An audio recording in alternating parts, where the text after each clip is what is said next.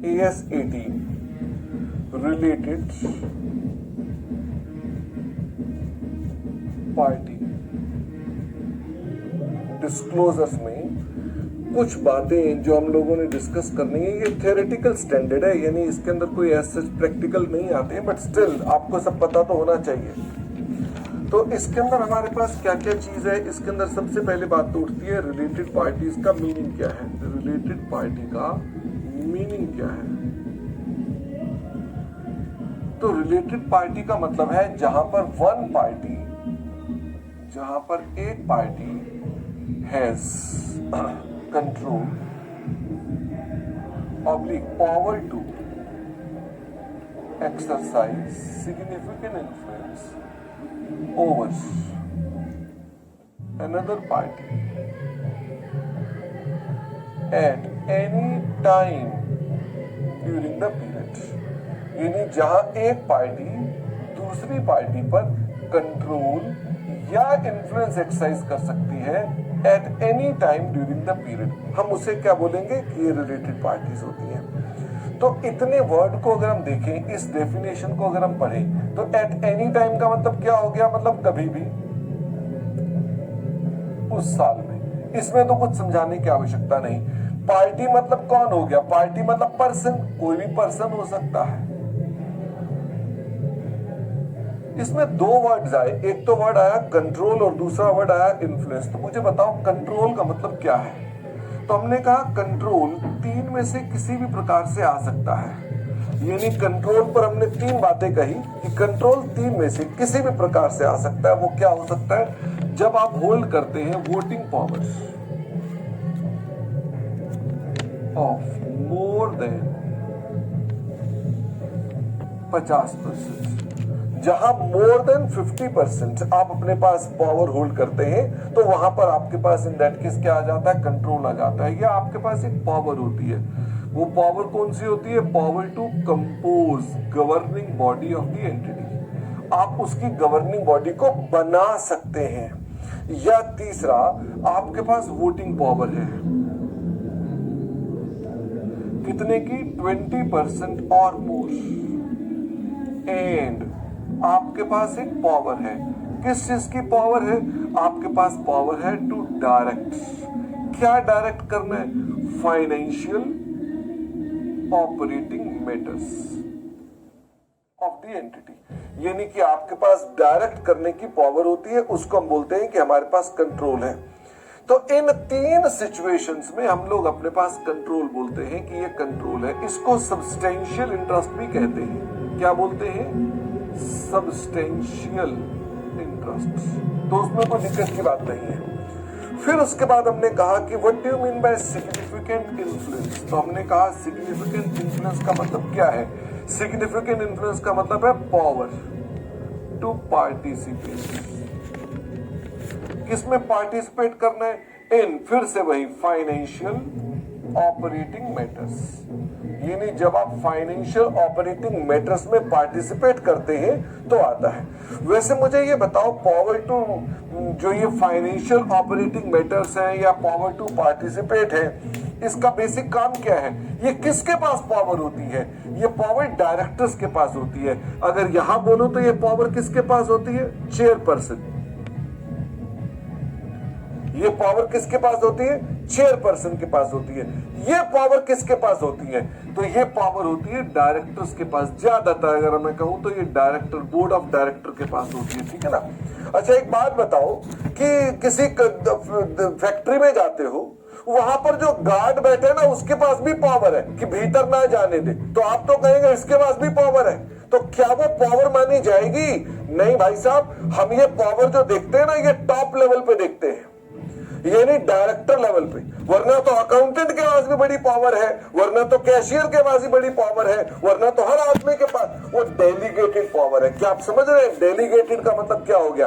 किसी ने power delegate कर दिया उसके अंदर। ओके, अच्छा, तो मैंने कहा हमारे पास पावर टू पार्टिसिपेट होनी चाहिए। ये पावर टू पार्टिसिपेट कैसे कैसे आ सकती है, बताओ जरा, कि how do we get this power to participate. तो मैंने कहा ये पावर टू पार्टिसिपेट आ सकती है बाय एप्लीकेशन ऑफ लॉ। भाई सरकार आपको पावर दे सकती है, गवर्नमेंट आपको पावर दे सकती है, वो कह सकती है कि ठीक है, गवर्नमेंट आपको पावर दे देती है कि आप पार्टिसिपेट कर सकते हैं, तो कोई दिक्कत की बात नहीं है। दूसरा कि ये पावर कहां से आ सकती है, मैंने कहा दूसरा ये पावर आने के लिए तरीका कौन सा है कि हमारी कंपनी के जो डायरेक्टर्स हैं उनके लिए बाकी शेयर होल्डर्स एग्रीमेंट कर देते हैं। उसके वर्ड्स मैंने लिखवाए होंगे आपको, एग्रीमेंट।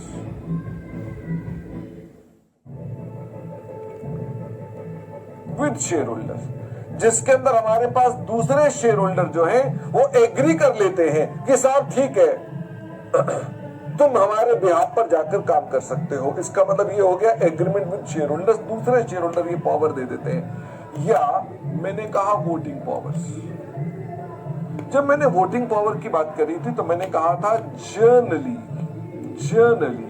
हम क्या देखते हैं, 20% और मोर को क्या बोलते हैं कि हम मानते हैं कि ये पावर एग्जिस्ट करती है। पावर एग्जिस्ट करती, कौन सी पावर एग्जिस्ट करती है, पावर टू पार्टिसिपेट एग्जिस्ट करती है।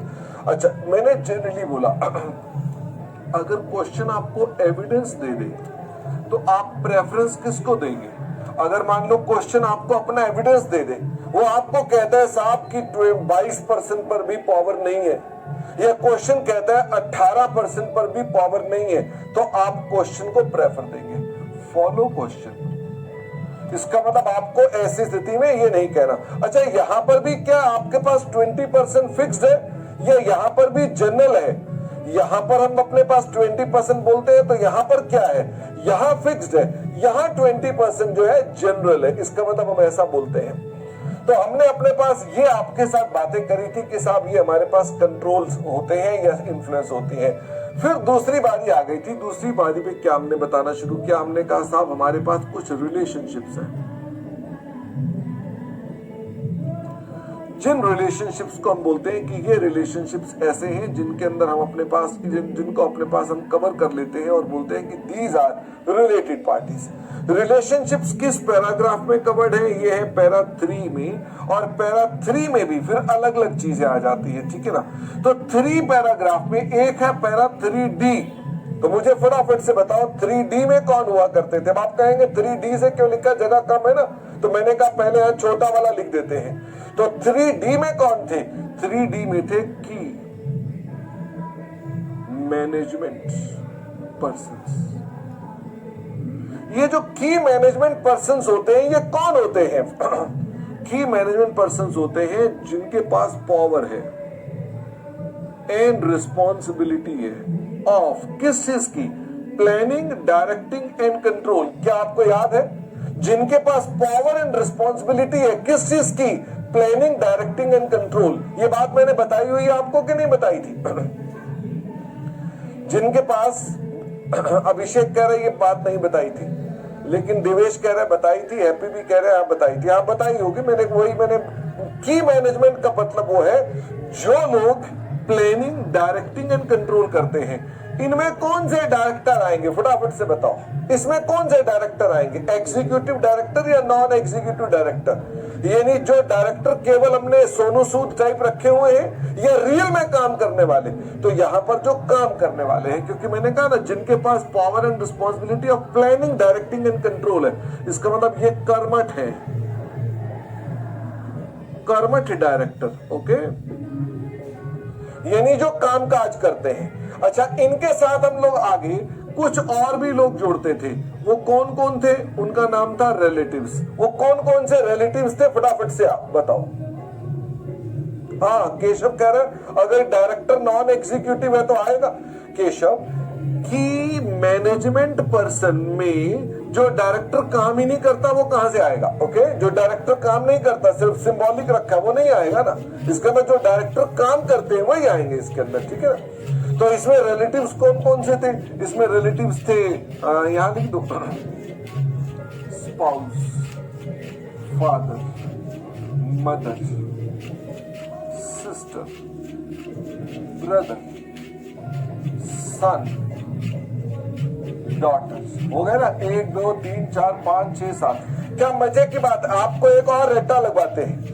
रिश्तेदार कितने होते हैं बताओ, रिश्तेदार कितने हैं, 7 रिश्तेदार हैं। इस वजह से इस स्टैंडर्ड में डिस्क्लोजर भी कितने होंगे? 7 डिस्क्लोजर होंगे। ओके, दिस इज द, आप में से कई बच्चे सोचते होंगे कि sir 7, why 7 disclosure? Ask me the question, why 7 disclosure? क्योंकि रिश्तेदार भी 7 है। वेरी गुड, शुक्र है ये 8 नहीं हुए, वरना डिस्क्लोजर भी 8 हो जाते। ठीक है, तो वापस आते हैं, तो हमने कहा कि हमारे पास ये ऐसा ऐसा होता है। फिर आता है हमारे पास 3C भी पूछता हूं आपसे मैं, मुझे बताओ 3C 3C में कौन होगा?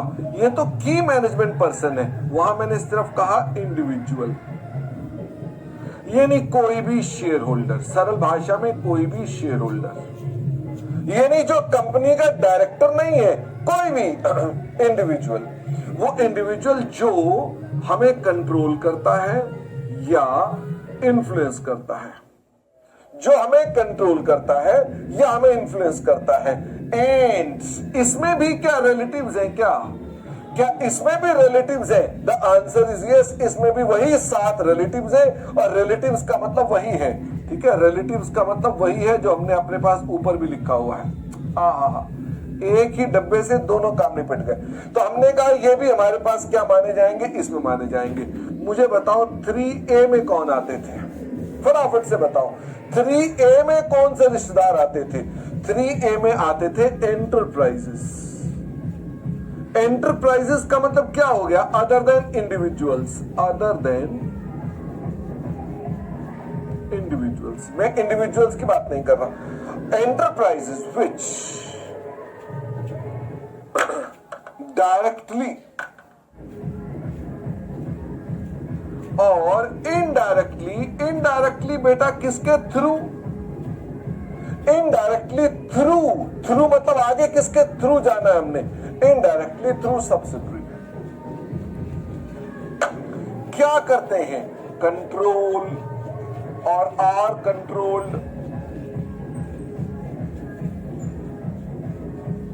या under common control of reporting entity. तो हम उसे क्या बोल देते हैं कि वो 3A में हमारे रिश्तेदार हैं। ठीक है, तो उनको 3A वालों को हम इस तरह से देखते हैं कि जो एंटिटीज डायरेक्टली या इनडायरेक्टली थ्रू सब्सिडरी कंट्रोल करते हैं या कंट्रोल हो रहे हैं या अंडर कॉमन कंट्रोल है, वो 3A में रिश्तेदार माने जाएंगे। 3B में कौन है? इसमें माने जाएंगे हमारे associates and joint venture and vice versa. Vice versa का मतलब क्या हो गया? जिनके लिए हम एसोसिएट हैं वो भी इसके अंदर कवर हो जाएंगे। तो यानी यहां पर हम अपने पास क्या देखते हैं? सिग्निफिकेंट इन्फ्लुएंस देखते हैं कि कोई एंटरप्राइजेस जो हमें इन्फ्लुएंस कर रहे हैं या हम जिनसे इन्फ्लुएंस हो रहे हैं। कौन सा बच गया? ABCDE बच गया। 3E, तो 3E में कौन था? 3E में थी entities which are under control or influence of person defined in किस पैरा में? 3C और 3D। यानी जो 3C या 3D के पर्सन के द्वारा संचालित कंपनियां या संस्थाएं हैं वो हमारे पास वो भी संबंधी माने जाएंगे। तो हमने अपने पास कहा कि ये हमारे पास रिलेटेड पार्टीज हो सकती हैं। अब बारी आती है कौन कौन से रिलेटेड पार्टीज नहीं है। नॉट रिलेटेड पार्टीज, तो भाई कौन कौन से रिलेटेड पार्टीज को हम नहीं मानेंगे कि वो रिलेटेड पार्टीज नहीं है? अगर हमारा कॉमन डायरेक्टर है, कॉमन एजेंट है, सप्लायर है, कस्टमर है, हम अपने पास इनको अपना संबंधी नहीं मानेंगे। ओके, या गवर्नमेंट बेशक हमें अफेक्ट करती है पर उसको भी अपना संबंधी नहीं मानते। ट्रेड यूनियन है, यानी कि जो हमारे एम्प्लॉइज की यूनियन है हम उसको अपना संबंधी नहीं मानते। या जो प्रोवाइडर्स ऑफ फाइनेंस है जो हमें उधार पैसा देते हैं उनको भी अपना संबंधी नहीं मानते। कुछ केसेस में हम अपने पास डिस्क्लोजर्स नहीं करेंगे, नो डिस्क्लोजर्स फॉर। हम जो डिस्क्लोजर्स नहीं करेंगे वो क्या क्या है? तो हमने कहा जहां जहां पर भी अगेंस्ट एथिक्स ऑफ बिजनेस है, जहां बिजनेस के एथिक्स के खिलाफ है वहां डिस्क्लोजर नहीं करेंगे। या फिर इन कंसोलिडेटेड फाइनेंशियल स्टेटमेंट्स, वहां पर जो ट्रांजैक्शंस एलिमिनेट हो जाती हैं विद इन ग्रुप, हम उनका भी डिस्क्लोजर नहीं करते हैं। तो यानी दीज आर दी केसेस जहां पर हम डिस्क्लोजर अपने पास नहीं करते हैं। अब बारी आती है डिस्क्लोजर फिर करते किसका है। तो मैंने कहा साहब आपको अपने पास डिस्क्लोजर करने के लिए सबसे पहले क्या चेक करना चाहिए, आपको चेक करना चाहिए कि ट्रांजैक्शन एग्जिस्ट करें। कब एग्जिस्ट करनी चाहिए, ड्यूरिंग रिलेशनशिप। ट्रांजैक्शन एग्जिस्ट कब होनी चाहिए, ड्यूरिंग रिलेशनशिप। अगर एग्जिस्ट करती है तो हमें क्या डिस्क्लोजर करने हैं, 7 डिस्क्लोजर। क्या क्या है 7 डिस्क्लोजर, एक तो बताना है name and relationship of related party, 2 disclosure तो ये हो गए। एक बताना है nature of transaction, volume of transaction और एलिमेंट। एलिमेंट माई मतलब आपने सस्ता बेचा, महंगा बेचा, कुछ भी बेचा, आपको बताना पड़ेगा कि ट्रांजैक्शन क्या नॉर्मल प्राइस पर थी, नॉर्मल और एबनॉर्मल। यू कैन नॉट से कि नॉर्मल है तो क्या करना है बताकर, हमें ये बताना ही पड़ेगा अपने पास। और अगर कोई आउटस्टैंडिंग बैलेंस है इन ट्रांजैक्शंस का, अगर कोई आउटस्टैंडिंग बैलेंस है या कोई बैड डेट्स है या कोई डिस्काउंट्स है तो हमें वो भी आपको बताने पड़ेंगे। तो क्या 2 और 3 5 और 2 7 डिस्क्लोजर आपके पास यहां पर आ गए। और अगर मान लीजिए ट्रांजैक्शंस नहीं है, नो ट्रांजैक्शंस ड्यूरिंग रिलेशनशिप, तो मुझे फटाफट से बताओ इसके अंदर 2 बातें चेक करते हैं। हम चेक करते हैं कि रिलेशनशिप की वजह क्या है, रिलेशनशिप क्या ड्यू टू कंट्रोल आ रहा है, ड्यू टू कंट्रोल या अदर्स। अगर ये ड्यू टू कंट्रोल आ रहा है तो हमको अपने पास 2 बातें डिस्क्लोज करनी पड़ेंगी। 2 बातें कौन कौन सी है, name and nature of relationship. Related party का नाम बताओ और उसके साथ रिश्ता क्या है ये बताओ। और अगर कोई अदर केस है तो आपको ऐसे में कोई डिस्क्लोजर करने की आवश्यकता नहीं होती है। There is no disclosure requirement in this situation. ठीक है, तो ये हमारे पास एक एस्पेक्ट था जो हमने अपने पास कहा। अब इसके ऊपर आपको हम जरा क्वेश्चंस भी 3E के ऊपर क्वेश्चंस पूछे इंस्टीट्यूट ने। क्वेश्चन 252 का second part, question number 170, question number 166, question number 74 and question number 30। ठीक है, 3D पर क्वेश्चन पूछा है इंस्टीट्यूट ने 168 का सेकंड पार्ट। फिर 3D पर ही पूछा है 164। इसके अलावा एक जनरल थ्योरी है क्वेश्चन 59। ठीक है, इसके अलावा जो हमारे 3B है, 3B पर क्वेश्चन है 263, 239, 165, 169 एंड 68।